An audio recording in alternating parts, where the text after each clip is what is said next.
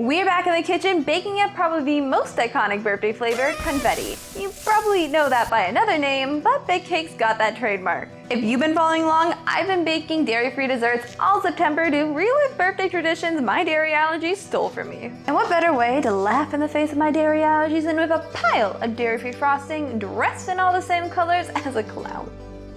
It's about time that we start de-dairyfying desserts because 68% of the adult population can't even eat them like that.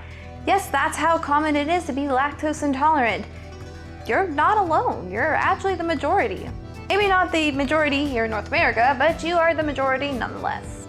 The first thing we are going to need to do is sift together 1 3/4 cup of flour, 1 1/2 teaspoons of baking powder, and 1/4 teaspoon of baking soda. Sifting evenly distributes your ingredients, and depending on the size of your salt, you may or may not be able to sift it in as well. My salt grinder is set to slightly too big, and I like it that way, so I'm adding my 4th teaspoon of salt at the end. Give all your dry ingredients a good mix before moving on to your wet. Our wet ingredients start just how you'd expect. 2 yolks, 1 bowl. Right now, we are only using the yolks, so put your whites to the side and we'll come back to them later. Then add 3/4 cups of dairy-free yogurt, a 1/2 cup of canola oil, 1 tablespoon of vanilla extract, and 1 cup of sugar. Yeah, your sugar is a wet ingredient. Why? Well, according to KitchenAid, it's because it attracts water during the baking process. I always thought it was because it melted. You can check the status of your sugar melting by taking a little bit of your batter between your fingers. If you do not feel any sugar crystals, you are good to move on to the next step. We're going to combine our wet and dry ingredients by slowly sifting in the dry. This will make our cake light, fluffy, and lump-free. Just make sure you dump in the salt afterwards. My favorite way of combining these ingredients is by folding them in with a rubber spatula, so I can really scrape down those sides. Cake batter always looks so tempting to eat right out the bowl. No, don't let those intrusive thoughts win. You know raw flour is dangerous. Maybe adding more sketchy and raw ingredients will give me the self-control I so desperately need. We are going to be taking our cupcakes from good to greatness by adding some whipped egg whites. I actually did this trick when I was recreating Starbucks lemon loaf as pineapple, and it worked like a charm. So in a medium bowl, add the 2 egg whites you saved from earlier and a pinch of ascorbic acid, aka vitamin C powder. This is a common ingredient used to make baked goods fluffier. When your egg whites form stiff peaks, you're good to go. We are going to gently fold in these egg whites so that we don't deflate any of the air bubbles we've worked so hard to create. Baking is weird. Sometimes there are recipes where it's like, deflate the air bubbles like tapping on the counter, and then other recipes it's like, do not, for whatever you do, deflate air bubbles, that is bad. This is one of those. Now that we've incorporated all of our egg whites, it is time to add the life of our party. Gently fold those in and scoop your batter into a muffin tin equipped with cupcake papers. Equipped? As if this is some type of cupcake power-up. Depending on your muffin tin, you might have to bake these in batches. Mine only bakes 12, so I will be. For now, put these in your oven at 350 degrees Fahrenheit or 177 degrees Celsius for 15 to 20 minutes. Internal temperature is the most accurate way of knowing what's going on inside your cupcakes without playing cupcake surgeon.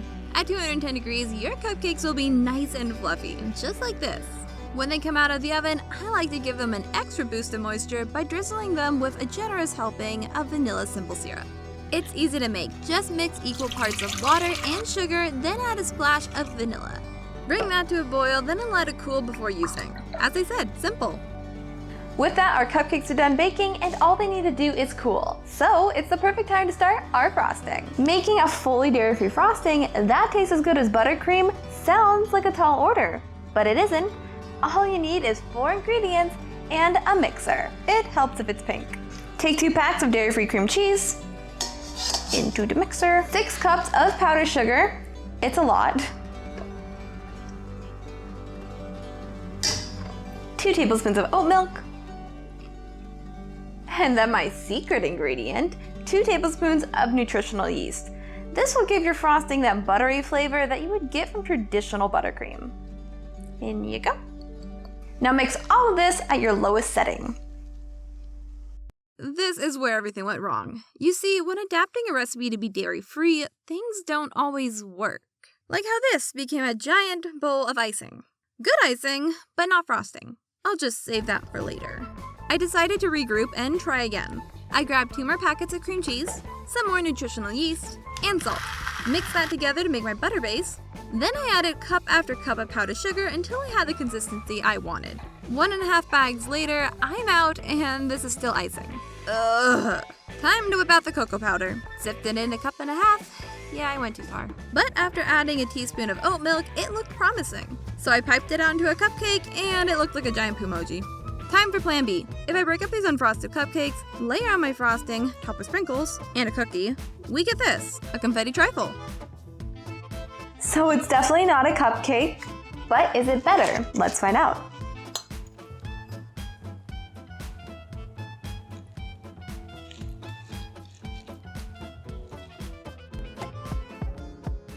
That definitely tastes like a cupcake. And hey, it's fun, it's different, and it doesn't always matter if you make what you set out to make, as long as you've made something fun in the end. We're just going to need a frosting redemption arc. If you enjoyed this video and would like to see me create what I've actually set out to create, here is a playlist of all my dairy-free desserts. I will see you there. From my kitchen to yours, eat happy.